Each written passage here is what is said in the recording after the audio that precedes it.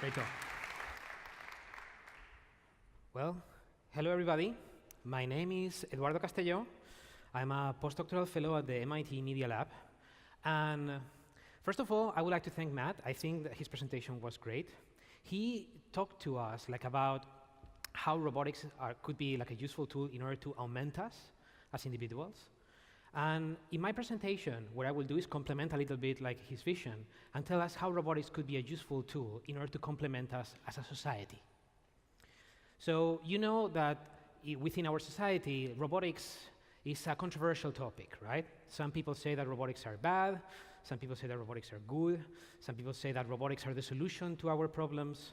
Some people say that robotics are like a curse. In a sense, what I think is that robotics could be much more than that. For me, the world of robotics, AI, data, all these topics that we are going to talk in the next 3 days or 2 days, look a little bit like this. This is something called Safecast. Safecast is an open source, open hardware project that was originated in the post-Fukushima Japan. In those difficult times in Japan, Japanese people didn't know who to trust. They didn't know if the government was deceiving them, or the media was biased. They didn't know if their homes were saved, or they didn't know if they were living in a dangerous area. In response to this environment, to these difficult hours, many Japanese people, not as individuals, but as a network, they started to create open source, open hardware projects such as these, in which, for example, they mixed a Geiger counter and a GPS positioning system.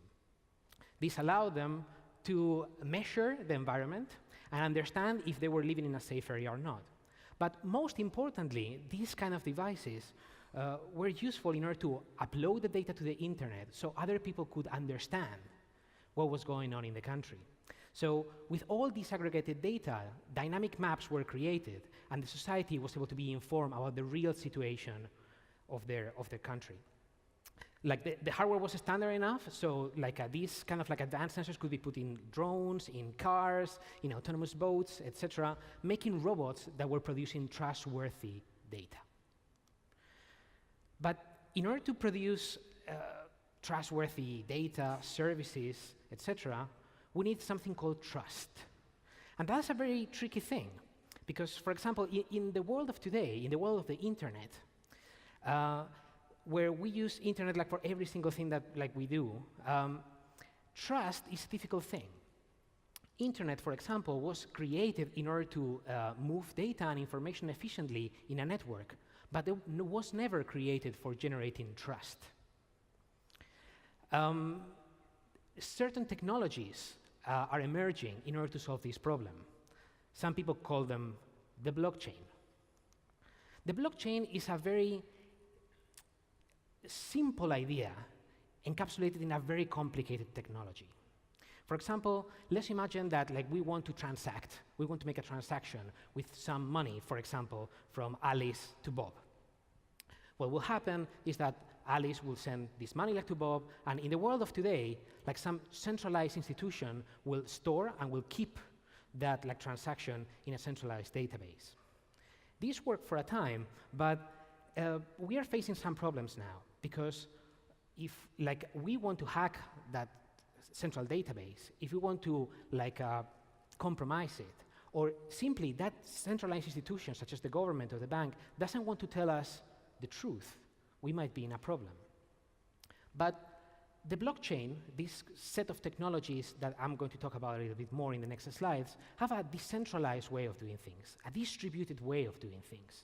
In this case, the centralized trust that a bank or a government offers is exchanged by a network of people. One of the agents of this network is called miners. These miners, what they do is that they get this simple transaction, and then they try to verify it and put it into a place called a block. A block is no more than a container of transactions. Once a miner gets this transaction and puts it into this block, and this block is full, basically the miner signs this block. Yeah? it's kind of like putting a stamp on it, saying that this information is verified. There are only two rules of this process. The first rule is that when you put like a block at the tip of the blockchain, you have to link it to the previous block. And the second one is that no information contained in this block can, this information has to be in agreement with the previous history of the block. Therefore, what we are doing is creating a system, a distributed system, in which we cannot spend things that we don't have, but also we cannot access to things we don't have permission for. In other words, we are creating digital trust. But let's imagine that not only people can offer services and make transactions in this like blockchain. What will happen if robots will be able to do the same thing? What will happen if robots will have a medium in which they will be able like to offer services, get paid, and more importantly, do it in a transparent, accountable, and verifiable way? If this will happen, we might see things like this. For example, we might see like autonomous cars in cities like Toulouse, going around the city and then picking up tourists and then taking them to the airport, to museums, etc. Once they get the payment from these like users, they will be able to go to a recharging station and basically pay for their own electricity and recharge their own batteries. That's basically the final autonomous system, a system that pays for itself, also with taxes, of course. Talking about autonomous systems, like I want to present you like an experiment I conducted a couple of months ago. This is basically a swarm of robots, or a mini swarm of robots, doing something rather simple called foraging. Foraging is basically like robots going out in the wild, trying to look for food, information, minerals, resources, etc. Once they pick like their goal and they find it, they basically take it to the nest. And in this nest, some process happens, and the robots are rewarded. For instance, they get like a recharge in the batteries. So what you do in these systems is creating a loop that basically is constantly like self-sustaining the system. These kind of systems could run 24/7 without any human intervention. But if robots get really, really, really autonomous, maybe in the future they will even open their own Facebook accounts. For example, the one that we have here is a drone that is part of like the main operations of like a environmental monitoring company called Klaus. This robot basically has like a Facebook page in which it shows its location, like what it's been doing, like also the data that's being collected. In a sense, what we are seeing here is like an interactive CV of a robot. This, that might seem a little bit like too far-fetched, we can give it a specific example. Let's imagine that we are a researcher conducting research on climate change here at Toulouse University. If I would like to conduct a proper study, I will need like to get a team, like send it to the Arctic, like make them stay there for a prolonged amount of time, and maybe spend money that I don't have. At the end, for just wanting the data in order to prove my hypothesis. That data that these kind of robots can provide because they are in the place. So it would be fantastic that that researcher here at Toulouse University will be able to contact Klaus and basically hire him for a certain amount of time. If this will be possible, we will see like new business models and new workflows in the sense of having robots out in the wild, joining teams and swarms of more complex like robots, and users querying these like swarms and saying, I want to conduct this and I need a robot to fulfill this job for me. And then the swarm saying, yes, this is the robot. Klaus is the perfect robot like for you. So once the payment is done, so the user pays like Klaus could basically collect the data and then encrypt it, with information or with a password that only the user can see, and for example, put it into the blockchain. But when we think about swarms, which is a concept that is very interesting, like to me, we are always thinking about drones, about like autonomous vehicles, things with wheels, with arms, but robots are way more than that.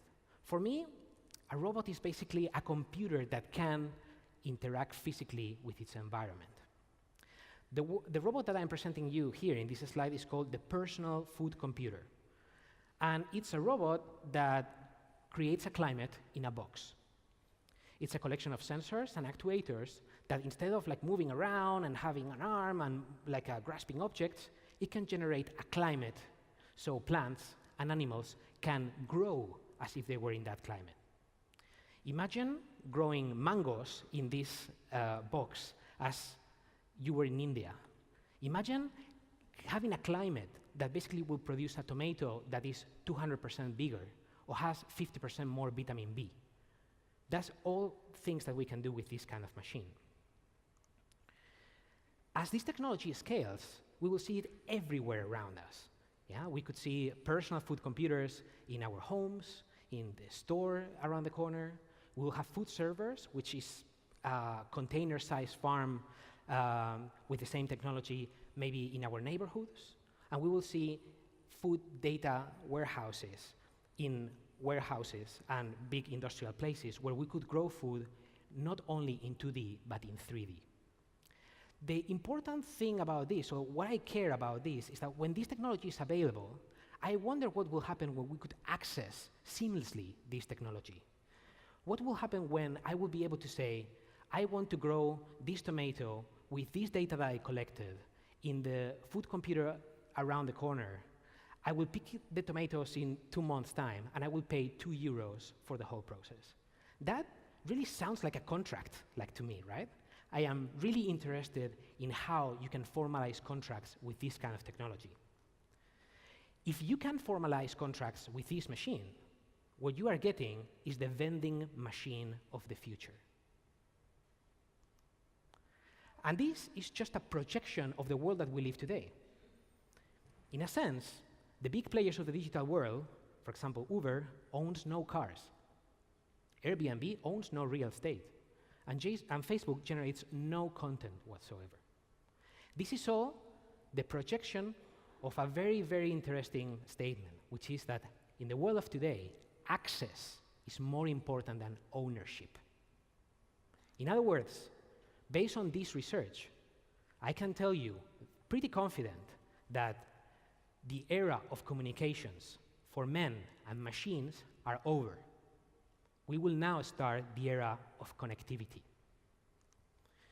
That is why I think that as a society, we should care about 3 main topics, and I'm super interested in the synergy of these 3 main fields.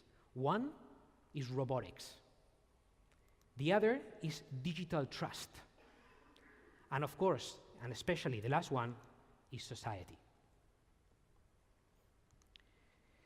Finally, I would like to finish this presentation going back to my first slide, and then thinking a little bit about all the statements that have been said in this stage. I don't think that the key question in the robotics world is how many jobs robots will take away from us. I think that the key question here is how we are going to redistribute the wealth that the new robotic society that I showed you is going to create. Thank you very much. It was a pleasure to be here.